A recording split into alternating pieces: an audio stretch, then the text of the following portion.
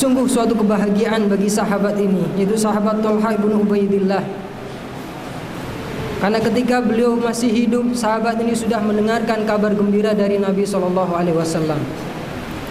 Nabi SAW di dalam sebuah hadis, Nabi mengatakan, man ahabba ayyanzura ila syahidin yamshi ala wajhil ardi falyanzura ila Thalhah bin Ubaidillah.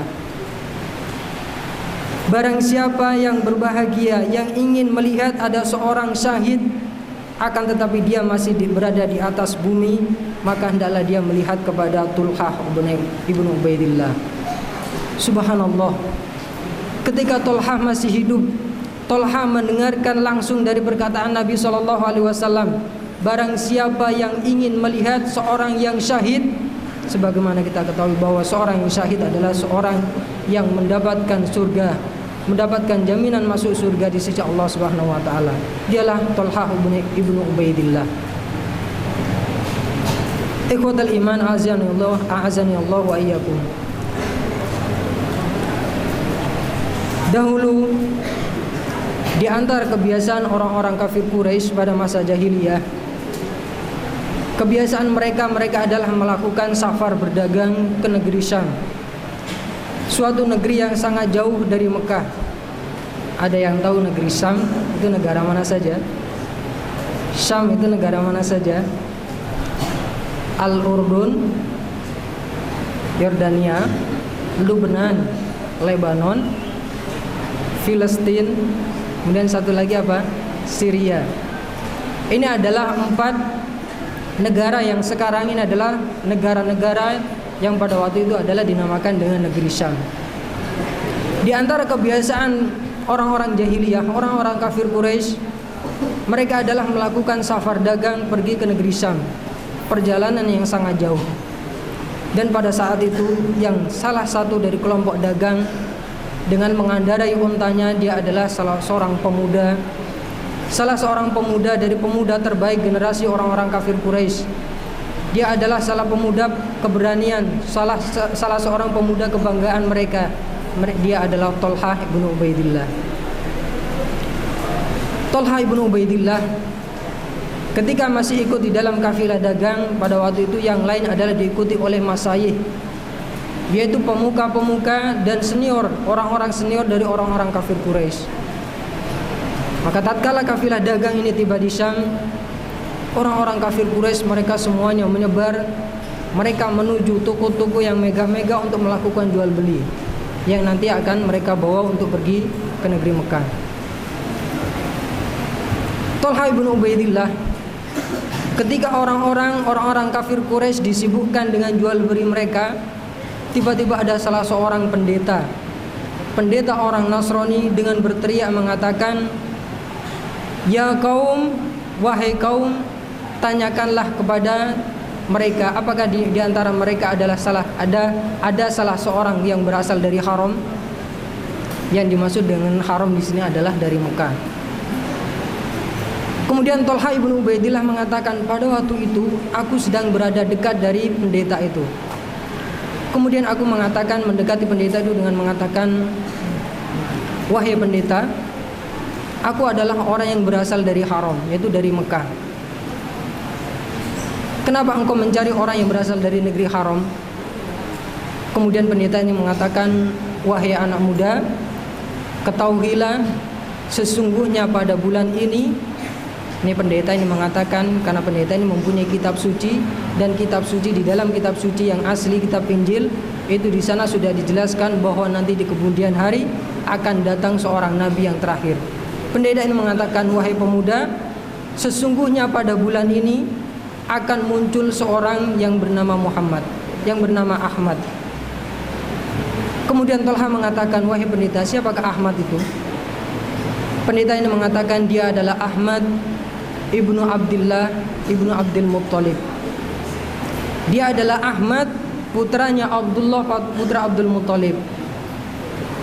Kemudian siapakah dia? Pendeta ini mengatakan, dia adalah seorang yang diutus oleh Allah di akhir zaman untuk menjadi nabi. Dia adalah berasal dari negeri yang dimana di negeri itu banyak garamnya. Di negeri itulah tempat air keluar, yaitu air Zam-Zam.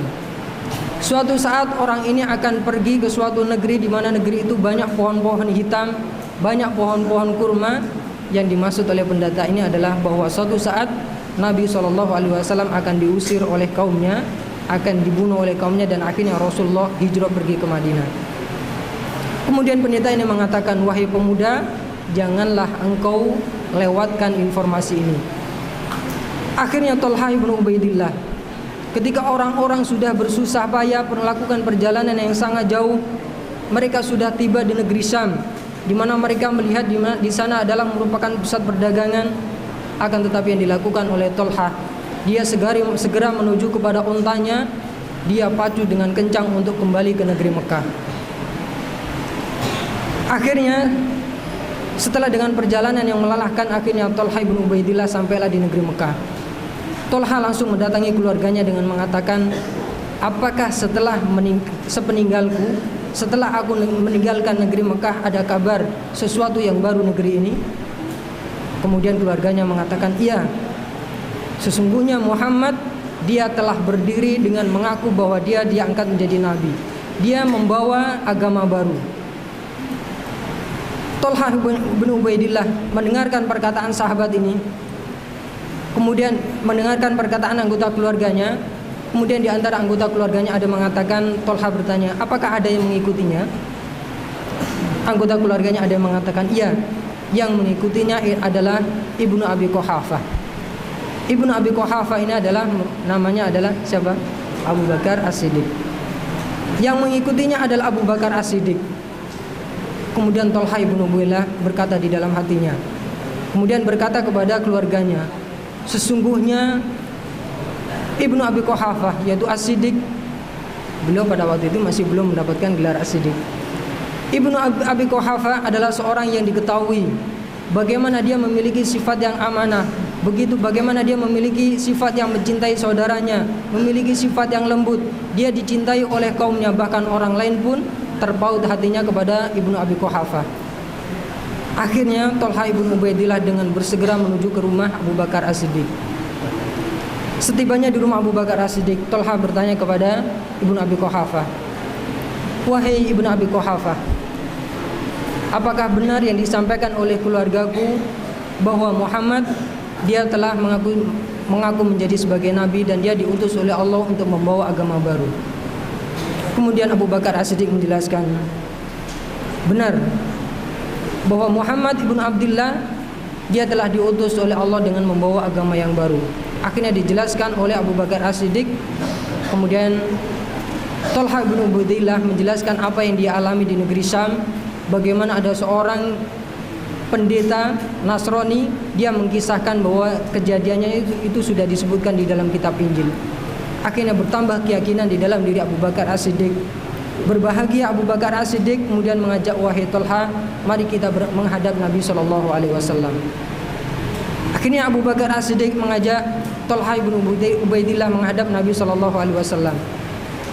Rasulullah menjelaskan bahwa beliau telah diutus oleh Allah untuk menjadi nabi dengan membawa agama yang baru, agama yang dimana Allah memerintahkan hanya menyembah kepada Allah dan meninggalkan semua peribadahan yang dilakukan oleh orang-orang kafir Quraisy. Kemudian Nabi SAW membacakan beberapa ayat Al-Quran. Kemudian Thalhah bin Ubaidillah menjelaskan bagaimana peristiwa yang dia alami, yaitu ketika mendapatkan kabar dari pendeta di negeri Syam. Akhirnya Nabi SAW nampak dalam wajah beliau kebahagiaan. Beliau tersenyum dengan bahagia bahwa ternyata itu sudah ditunjukkan oleh Allah di dalam kitab sebelumnya, yaitu kitab Injil. Akhirnya Thalhah bin Ubaidillah di hadapan Nabi SAW mengucapkan syahadat asyhadu an la ilaha illallah wa anna Muhammadan Rasulullah. Aku bersaksi bahwa tidak ada ilah yang berhak diibadahi selain Allah, dan aku bersaksi bahwa Muhammad adalah utusan Allah. Ketika masuknya Thalhah bin Ubaidillah kepada agama Islam, ini adalah merupakan peristiwa yang sangat besar yang dialami oleh keluarga Thalhah bin Ubaidillah.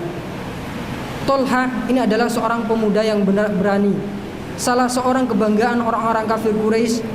Akan tetapi ibunya, yaitu yang bernama As-Sohbah bintu Al-Hadrami, As-Sohbah bintu Al-Hadrami, ibunya berharap anaknya nanti akan menjadi pemuka, akan menjadi pemimpin kaumnya. Karena di dalam diri Tolhah memiliki sifat-sifat yang kelak akan bisa menjadi pemimpin kaumnya. Akan tetapi ternyata Tolhah kemudian masuk ke dalam agama Islam. Melihat apa yang dilakukan oleh Tolhah, yang dilakukan oleh orang-orang kafir Quraisy, khususnya adalah kabilah, dari kabilahnya Tolhah, mereka membujuk Tolhah untuk keluar dari agama barunya, untuk kembali kepada agama nenek moyangnya, yaitu menyembah berhala. Akan tetapi Tolhah ibnu Ubaidillah, keimanannya seperti gunung yang kokoh, tidak bisa keluar, tidak mungkin bergeser dari keimanannya.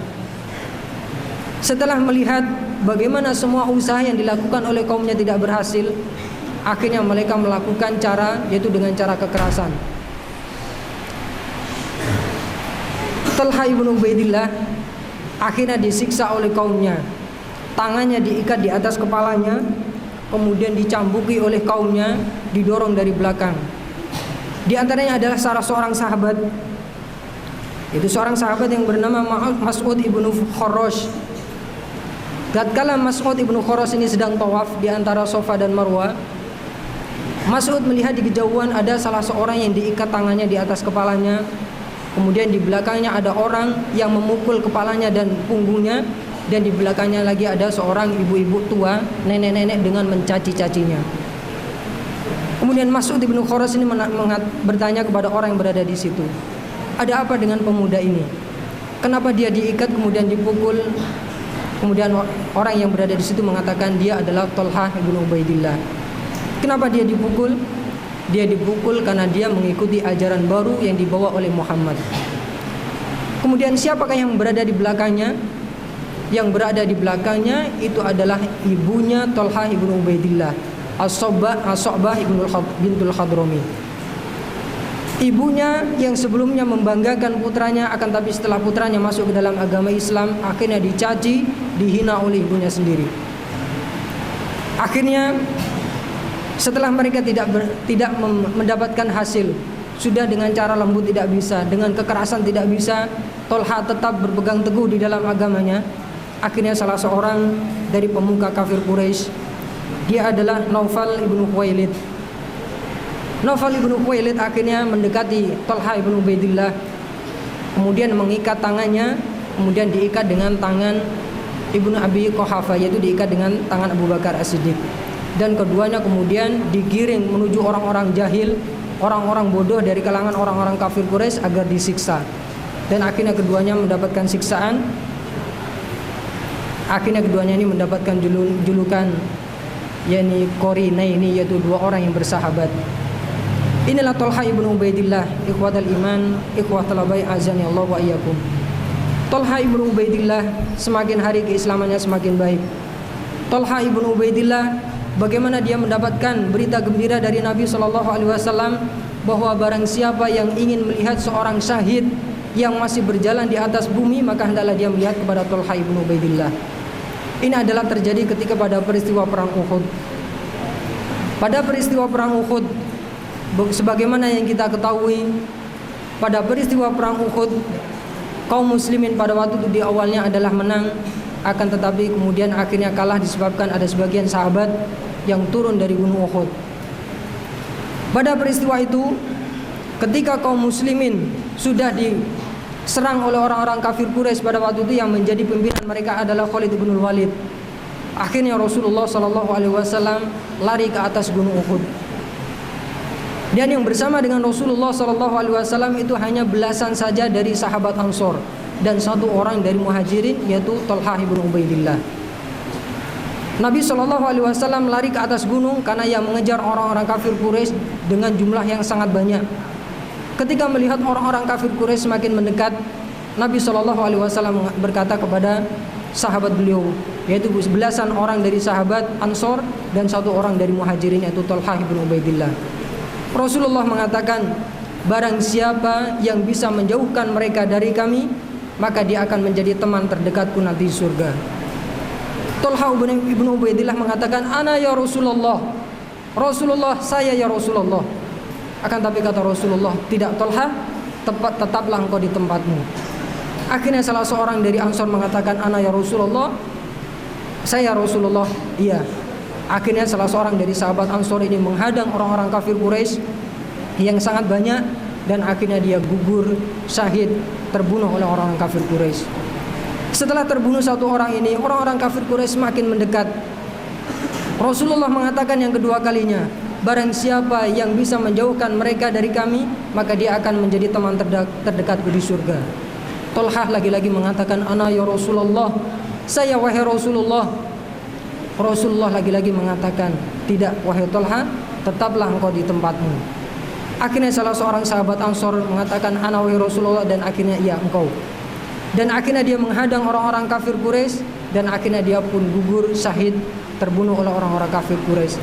Dan ini terjadi sampai belasan orang dari sahabat Ansor semuanya gugur syahid, itu ketika menghadang orang-orang kafir Quraisy.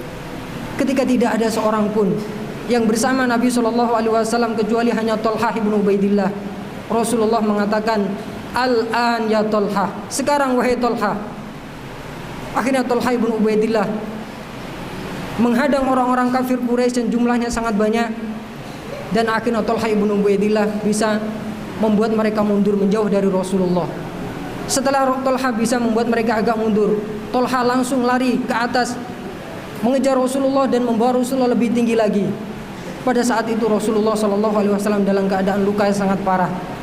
Dahi Rasulullah SAW terluka, gigi geraham Rasulullah SAW patah, bahkan bibir Rasulullah SAW luka parah, sehingga dari wajah beliau mengalir darah yang sangat deras.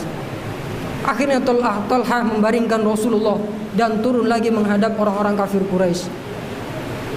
Pada waktu itu Abu Bakar As-Siddiq yang bersama dengan Abu Ubaidah ibn al-Jarrah itu berada agak jauh dari Rasulullah SAW. Ketika melihat Rasulullah SAW sudah tidak ada seorang pun yang melindungi beliau kecuali hanya Tolhah ibn Ubaidillah, akhirnya Abu Bakar dengan Abu Ubaidah ibn al-Jarrah mendekati Rasulullah SAW. Rasulullah mengatakan, kalian berdua tinggalkanlah aku dan bantulah sahabat kalian, Tolhah ibn Ubaidillah. Akhirnya Abu Bakar As-Siddiq dan Abu Ubaidah ibn al-Jarrah membantu Tolhah. Ketika mendekati Tolhah, Abu Bakar As-Siddiq tidak mendapatkan di dalam diri Tolhah ibn Ubaidillah kecuali penuh dengan luka-luka. Bahkan Tolhah ibn Ubaidillah di dalam tubuhnya terdapat 73 sampai 79 luka. Baik itu tancapan panah, tusukan tombak ataupun sabetan pedang. Bahkan karena Tolhah ibn Ubaidillah sendirian menghadapi orang-orang kafir Quraisy sampai pergelangan tangannya terpenggal. Dikarenakan luka yang begitu parah, akhirnya Tolhah ibn Ubaidillah tidak bisa bertahan dan akhirnya tersungkur pingsan. Itulah Tolhah ibn Ubaidillah. Sampai Abu Bakar As-Siddiq menyatakan di dalam peristiwa itu, sungguh pada peristiwa Uhud ini adalah milik Tolhah ibn Ubaidillah. Bagaimana perjuangan Tolhah ibn Ubaidillah menyelamatkan Nabi SAW. Ini adalah kisah dari Tolhah ibn Ubaidillah. Pada peristiwa itu, dengan peristiwa itulah Nabi SAW mengatakan, man ahabba ayyanzura ila syahidin yamsi ala wajhil ardi, barang siapa yang ingin melihat seorang syahid yang berjalan di atas bumi, maka hendaklah dia melihat kepada Tolhah ibn Ubaidillah. Tolhah ibn Ubaidillah, beliau adalah merupakan salah seorang sahabat yang sangat pandai di dalam berdagang. Tolhah ibn Ubaidillah memiliki gelar Tolhah al-Khair, Tolhah yang baik. Tolhah ibn Ubaidillah mendapatkan gelar Tolhah al-Jawad, Tolhah yang sangat melimpah kedermawanannya. Ini begitu banyak riwayat-riwayat yang menjelaskan tentang bagaimana kedermawan Tolhah ibn Ubaidillah. Pada kesempatan ini akan kita sebutkan salah satu dari kedermawanan Tolhah ibn Ubaidillah. Tolhah ibn Ubaidillah adalah salah seorang sahabat yang sangat pandai di dalam berdagang. Pada suatu ketika Tolhah ibn Ubaidillah berkat kepandaiannya di dalam berdagang mendapatkan keuntungan sebanyak 700.000, yaitu uang yang akhirnya dia dapat dari berdagang yang berasal dari Hadramaut. 700.000 dirham. Kalau satu dirham itu adalah uang perak. Misalnya satu dirham itu kalau seandainya ratusan ribu, ratusan ribu dikali dengan 700.000 dirham, itu sudah berapa jumlahnya? Itu sangat luar biasa. Kalau orang sekarang mungkin berdagang dengan mendapatkan keuntungan banyak, maka dia akan sangat bahagia, dia akan bisa tidur dengan nyenyak karena mendapat keuntungan sangat banyak. Akan tetapi yang dialami oleh Thalhah ibn Ubaidillah, ketika didatangkan ke rumahnya uang yang sangat banyak, sebanyak 700.000 dirham, apa yang dialami oleh Thalhah? Thalhah tidak bisa tidur semalaman. Thalhah semalaman tidak bisa tidur, sehingga di pagi harinya istrinya mengatakan, istrinya Thalhah itu adalah Ummu Kulthum bintu Abi Bakar As-Siddiq. Ummu Kulthum putrinya dari Abu Bakar As-Siddiq. Istrinya mengatakan, wahai Thalhah, apakah yang terjadi dengan engkau? Apakah terjadi suatu peristiwa besar sehingga engkau tidak bisa tidur? Thalhah mengatakan, tidak wahai istriku. Kemudian apa yang terjadi? Thalhah mengatakan, apakah patut seorang hamba Allah Subhanahu wa taala tidur sedangkan di rumahnya ada harta yang sangat banyak? Thalhah ibn Ubaidillah tidak tenang, tidak bisa tidur dikarenakan di rumahnya ada harta yang sangat banyak. Akhirnya Ummu Kulthum bintu Abi Bakar As-Siddiq, putri dari seorang sahabat terbaik Nabi SAW, dengan penuh keimanan mengatakan kepada suaminya, ya Thalhah, datangkanlah kaummu, bagikanlah harta-harta ini kepada kaummu. Kemudian apa? Thalhah mengatakan, subhanallah,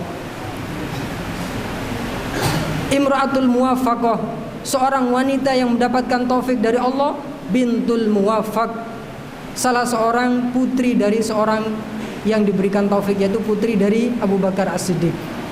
Engkau adalah sebaik-baik teman bagi seorang muslim, sebaik-baik istri bagi seorang muslim. Akhirnya keesokan harinya uangnya ini dibagi-bagi oleh Thalhah ibn Ubaidillah kepada seluruh kaumnya, sehingga akhirnya uangnya habis dan yang tersisa untuk keluarganya hanya sedikit. Ini adalah menunjukkan bagaimana dermawannya, bagaimana melimpahnya kedermawanan Thalhah ibn Ubaidillah. Di dalam kisah yang lain, ada seorang Arabi, dia seorang Badui, datang menghadap kepada Thalhah ibn Ubaidillah dengan mengeluhkan nasibnya dan minta kepada Thalhah ibn Ubaidillah agar diberikan uang. Dan orang ini mengaku-ngaku bahwa dia adalah ada silsilah, ada hubungan keluarga dengan Thalhah ibn Ubaidillah. Akhirnya Thalhah ibn Ubaidillah, beliau memiliki tanah yang sangat luas. Kemudian tanah ini pernah akan dibeli oleh Utsman ibn Affan dengan harga 300.000, Allahu alam, 300.000 dinar atau dirham. Akhirnya apa? Orang Arab ini yang datang menghadap kepada Thalhah mengatakan, sesungguhnya tidak ada seorang pun yang menghadap kepadaku, dia mengaku sebagai ada hubungan kerabat denganku, kecuali engkau. Akhirnya Thalhah ibn Ubaidillah mengatakan, sesungguhnya aku memiliki tanah yang luas yang akan dibeli oleh Utsman ibn Affan dengan harga 300.000. Kalau engkau menghendaki, aku akan mengambil tanah itu dan aku berikan kepada engkau. Tapi kalau engkau menghendaki, aku akan menjual tanah itu dan aku ambil uangnya dan aku berikan kepada engkau. Akhirnya apa? Arabi ini mengatakan, aku menginginkan harganya. Akhirnya tanahnya ini dijual kepada Utsman dan harganya diambil oleh Thalhah, diberikan kepada Arabi. Sebanyak 300.000 itu langsung diberikan kepada Arabi tadi. Inilah sahabat dari sahabat generasi terbaik, sahabat Nabi SAW, yang mendapatkan kabar gembira, salah satu sahabat yang dijamin masuk surga, salah seorang sahabat yang masuk ke dalam agama Islam berkat itu lewat tangan Abu Bakar As-Siddiq, salah seorang sahabat yang termasuk dari pemuka orang kaum muslimin, yaitu ketika Nabi SAW sudah meninggal, di mana pada waktu itu ada 6 pemuka sahabat yang pada waktu itu diminta untuk bermusyawarah siapakah yang akan menggantikan Nabi SAW. Ikhwatal iman, inilah salah seorang dari sahabat generasi terbaik dari sahabat Nabi SAW.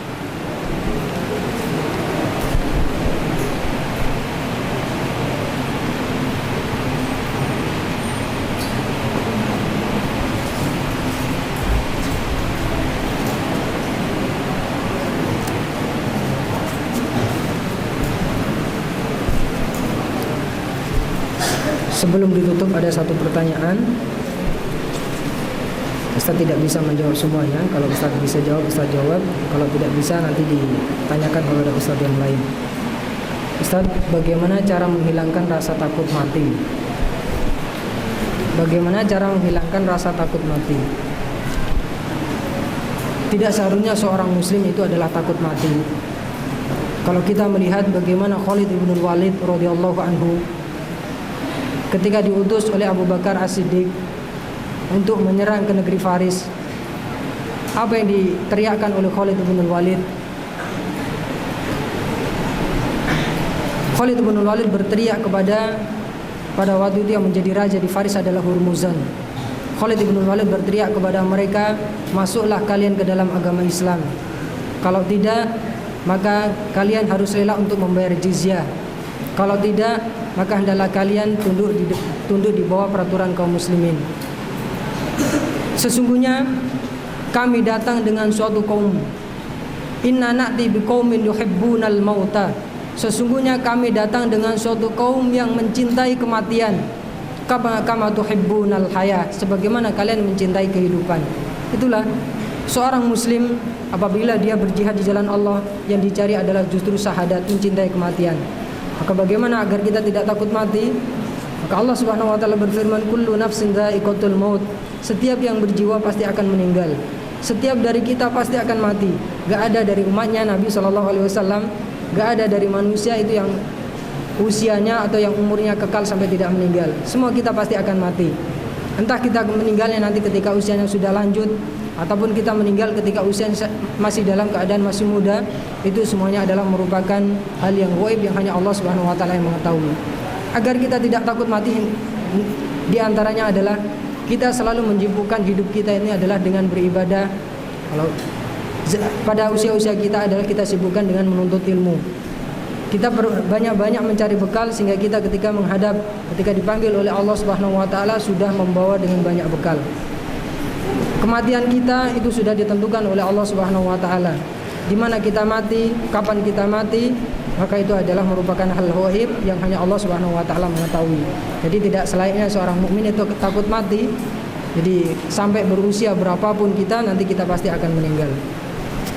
Tapi ikhwatul abah, mungkin pada kesempatan kali ini kita cukupkan sampai sekian.